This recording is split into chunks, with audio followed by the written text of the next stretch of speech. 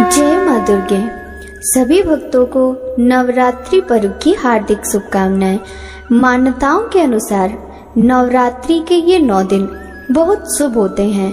ऐसे में व्रत रखने से मनुष्यों की सभी मनोकामनाएं पूरी होती हैं और व्रत रखने वाले भक्तों को विशेष फलों की प्राप्ति होती है।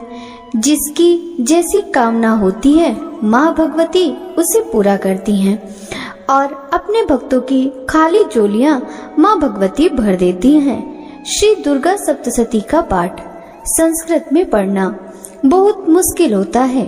भक्तों, आप चाहें हिंदी में पढ़ें या संस्कृत भाषा में, उच्चारण शुद्ध होना चाहिए। यदि उच्चारण गलत हो या आप बहुत जोर जोर से पढ़ते हैं तो आपको दुर्गा सप्तशती के पाठ का कोई भी पुण्य फल प्राप्त नहीं होता। साथ ही ऐसे में आपको दोष भी लगता है। हिंदी में श्री दुर्गा सप्तशती के पाठ को 13 अध्यायों में बांटा गया है। ऐसे में दुर्गा सप्तशती का पाठ शुरू करने से पहले आपको कुछ जरूरी काम जरूर करने हैं। सबसे पहले श्री गणेश भगवान का ध्यान किया जाता है, फिर माँ भगवती का ध्यान करें, माँ शैलपुत्री का ध्यान करें। उसके बाद अपने ऊपर जल छिड़के आचमन करें। फिर आप श्री दुर्गा सप्तशती का पाठ पढ़ने का संकल्प लें कि आप कितने दिन तक दुर्गा सप्तशती का पाठ पढ़ना चाहते हैं, क्योंकि कई लोग संपूर्ण दुर्गा सप्तशती का पाठ हर दिन करते हैं, लेकिन आजकल की भागम भाग भरी जिंदगी में सबके पास पूजा करने का इतना समय नहीं हो पाता। ऐसे में हर दिन जो पाठ मैं आपको बताऊंगी उतने पाठ पढ़ने का संकल्प ले सकते हैं। श्री दुर्गा सप्तशती का पाठ शुरू करने से पहले अपना नाम, अपने कुल गोत्र का नाम, फिर माँ भगवती के सामने ध्यान करें। माँ भगवती से प्रार्थना करें कि आपके द्वारा पढ़े या सुने गए श्री दुर्गा सप्तशती के पाठों का पुण्य आपको प्रदान करें। इसके बाद उत्कीलन, शापोद्धार, फिर दुर्गा कवच का पाठ, अर्गलाय स्तोत्रम और कीलक स्तोत्रम का पाठ पढ़ा या सुना जाता है। और उसके बाद पहले दिन श्री दुर्गा सप्तशती का पहला पाठ पढ़ना या सुनना चाहिए। खुद पढ़ने में असमर्थ हो तो ऐसे में मोबाइल आदि के माध्यम से इन पाठों को भी आप सुन सकते हैं। और भक्तों, प्रतिदिन हमारे चैनल पर श्री दुर्गा सप्तशती के पाठ सुनाए जाएंगे। ऐसे में आप सभी भक्त सभी अध्यायों का पाठ हमारे चैनल के माध्यम से श्रवण कर सकते हैं। पहले दिन पहला अध्याय, दूसरे दिन दूसरा और तीसरा अध्याय, तीसरे दिन चौथा अध्याय, चौथे दिन 5वां, 6वां, 7वां व 8वां अध्याय, 5वें दिन 9वां व 10वां अध्याय, 6वें दिन 11वां अध्याय, 7वें दिन 12वां व 13वां अध्याय, 8वें दिन मूर्ति रहस्य सिद्ध कुंजिका स्तोत्रम क्षमा याचना पढ़नी चाहिए। इस प्रकार श्री दुर्गा सप्तशती का पाठ करना चाहिए। नवरात्र की शुरुआत घट स्थापना से होती है। घट स्थापना को कलश स्थापना भी कहा जाता है। घट स्थापित करके शक्ति की देवी का आवाहन करना होता है। माना जाता है कि गलत समय पर खराब स्थापना से माँ देवी नाराज हो जाती हैं। रात्रि के समय तथा अमावस्या तिथि पर स्थापना नहीं करनी चाहिए। नियमानुसार स्थापना का सबसे शुभ समय प्रतिपदा का 1/3 भाग बीत जाने के बाद होता है। यदि किसी कारणवश आप उस समय कलश स्थापना नहीं कर सकते तो आप अभिजीत मुहूर्त में इसकी स्थापना कर सकते हैं।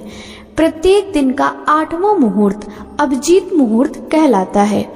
आमतौर पर यह 40 मिनट का होता है, तो इन 40 मिनट में आप अपनी प्रतिपदा तिथि पर घट स्थापना पूरी कर सकते हैं। तो भक्तों, अब हम जान लेते हैं घट स्थापना एवं दुर्गा पूजन में लगने वाली सामग्री के बारे में। माँ दुर्गा को लाल रंग अत्यंत प्रिय है, अतः लाल रंग का ही आसन ग्रहण करें। जौ बोने के लिए चीनी मिट्टी, जिसे वेदी कहते हैं, या फिर आप मिट्टी का भी बर्तन ले सकते हैं, या फिर आप किसी भी धातु की थाली भी प्रयोग में ला सकते हैं जौ बोने के लिए। वहीं जौ बोने के लिए शुद्ध साफ मिट्टी जिसमें कंकड़ इत्यादि ना हो, आप उसे कलश स्थापना से पूर्व के दिन पहले ही साफ शुद्ध करके रख लें। जौ पात्र में बोने के लिए या फिर गेहूं भी आप ले सकते हैं। सोना स्थापना के लिए मिट्टी का घड़ा, सोना, चांदी या तांबे का कलश भी ले सकते हैं। आप अपनी सामर्थ्य अनुसार सोने का कलश, तांबे का, चांदी का या फिर मिट्टी का, जिस प्रकार से आपकी सामर्थ्य है आप उस प्रकार से कलश का चुनाव कर सकते हैं। कलश में भरने के लिए नर्मदा या गंगा जल या शुद्ध जल भी ले सकते हैं। यदि आपके पास पर्याप्त मात्रा में गंगा जल उपस्थित नहीं है तो आप शुद्ध जल में गंगा जल की कुछ बूंदें डालकर जल शुद्ध कर सकते हैं। रोली, मौली, इत्र, साबुत सुपारी, इलायची, लौंग, दूर्वा, साबुत चावल, पूजा में उपयोग किया जाने वाला सिक्का, कुछ लोग चांदी या सोने का सिक्का भी रखते हैं। आप अपनी सामर्थ्य अनुसार जो सिक्का आपके पास उपलब्ध हो आप उसे पूजा की चौकी में रख सकते हैं। पंचरत्न, हीरा, नीलम, पन्ना, माणिक और मोती, ये सब आपको अपनी सामर्थ्य के अनुसार ही रखना है। अगर नहीं है तो कोई बात नहीं। पीपल, बरगद, जामुन, अशोक और आम के पत्ती, यदि सभी ना मिल सके तो 2 प्रकार के पत्ते ले सकते हैं।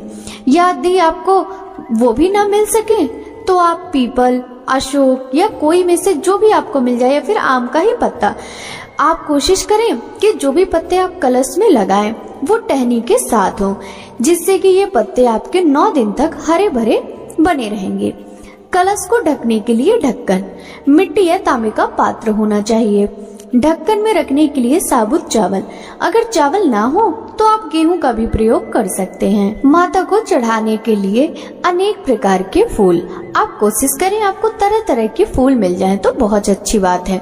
यदि आपके पास कई तरह के फूल उपस्थित नहीं है तो आप गुलाब या फिर गुड़हल का फूल पूजा में इस्तेमाल कर सकते हैं। वहीं आपको फूलों की माला, नारियल, लाल चुनरी, सिंदूर और श्रृंगार दानी, इन सब चीजों की आपको आवश्यकता पड़ेगी। माता के लिए 16 श्रृंगार अवश्य खरीदें। तो भक्तों हम जान लेते हैं घट स्थापना की विधि। नवरात्रि के पहले दिन यानी कि प्रतिपदा को प्रातःकाल जल्दी स्नान करके और लाल रंग के वस्त्र धारण करके व्रत रखा जाता है। फिर मंदिर की साफ सफाई करके सबसे पहले गणेश जी का नाम लें और फिर माँ दुर्गा के नाम से अखंड ज्योति जलाएं। स्थापना के लिए मिट्टी के बर्तन में मिट्टी डालकर उसमें जौ के बीज बोएं और तांबे के लोटे पर कुमकुम से स्वास्तिक बनाएं।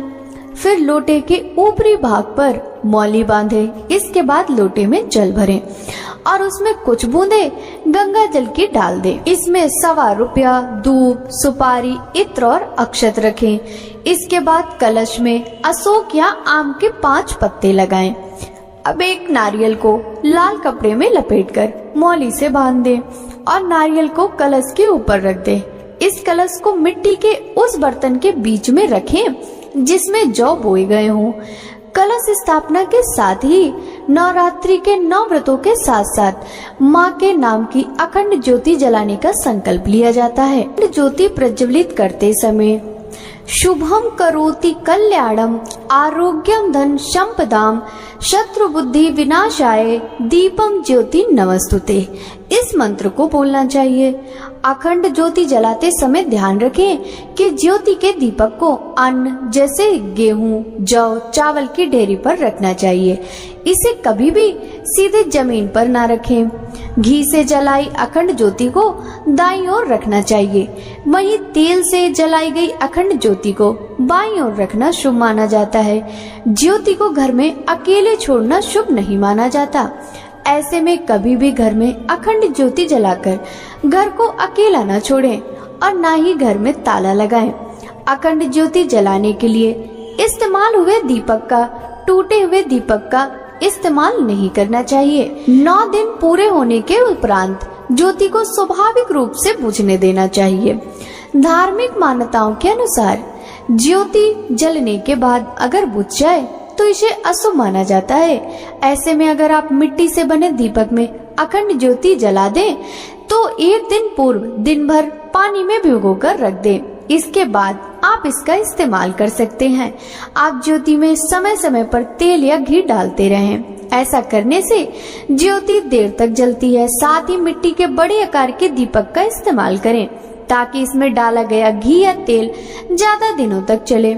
ज्योति को हवा से बचने के लिए उसके ऊपर कांच का गोला भी रख सकते हैं। भक्तों, हम जान लेते हैं घट स्थापना में किन किन गलतियों से बचना चाहिए। घट में गंदी मिट्टी और गंदे पानी का प्रयोग ना करें।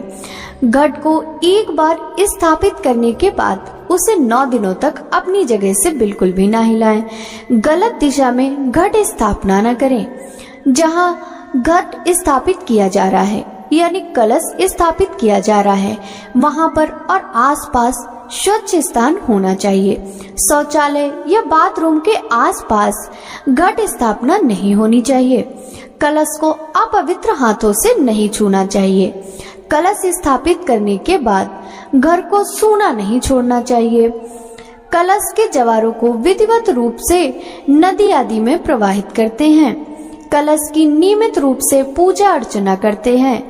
कलश किसी भी रूप में खंडित नहीं होना चाहिए। भक्तों, आशा करती हूँ कि आपको इस वीडियो से मिली जानकारी पसंद आई होगी। यदि ये वीडियो आपको पसंद आया हो तो ज्यादा से ज्यादा भक्तों के साथ शेयर कीजिएगा। साथ ही हमारे चैनल पर प्रतिदिन माता के 9 स्वरूपों की कथाएं, पूजा विधि, भोग सामग्री, आरती, इन सभी वीडियो को अवश्य देखिएगा। तो आपसे मिलते हैं नवरात्रि की अगली महत्वपूर्ण वीडियो के साथ। सभी भक्तों को हरे कृष्णा, राधे राधे, जय माता दी।